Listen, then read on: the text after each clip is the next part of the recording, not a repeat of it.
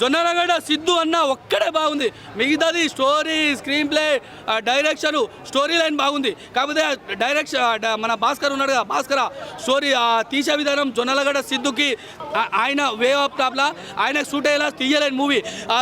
Music మాత్రం మొత్తం దొబ్బిది. Dance మన జానీ మాస్టర్ అవకాశం ఇచ్చిరు, మంచిగా యూజ్ చేసుకుంటే బాగుండే. కాకపోతే జానీ మాస్టర్ రాగానే నెక్స్ట్ లెవెల్ కొద్దిగా ఒక సెకండ్ వస్తాడు ఏమో, క్యారెక్టర్ ఉందేమో, నెక్స్ట్ లెవెల్ పోతుందేమో మూవీ అని అనిపించింది. కాకపోతే ఆయన ఒక 2 నిమిషాలు 1 సెకండ్ కూడా రాడు. ఆయన నాకు కొద్దిగా ఎట్లనో అనిపించింది. ఆయన కొద్దిగా నాకు ఫీలింగ్ రాలే. ఆయన ఉంటే బాగా అనిపించింది జానీ మాస్టర్ చూడగానే. ఇక డ్యాన్స్ ప్రకారంగా, సాంగ్ ప్రకారంగా నేనైతే 5కి 0 అన్ని గుడ్ సున్నలు ఇస్తా.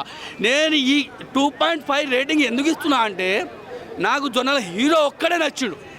హీరో తప్ప ఆ హీరోయిన్ ఉంది కానీ హీరోయిన్ ఆమె ఎందుకు వచ్చిందో, ఆ సెక్యూరిటీ గార్డ్ ఏదో ఏజెన్సీ ఉంటుంది.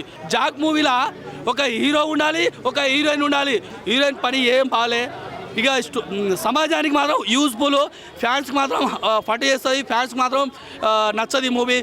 కామన్ పీపుల్ గిట్ట నచ్చదు. ఏదో సమాజం పట్ల నెక్స్ట్ లెవెల్ చూపిద్దామని అనుకుంటూ మన భాస్కర చూపించలేకపోయినని నాకు అనిపించింది.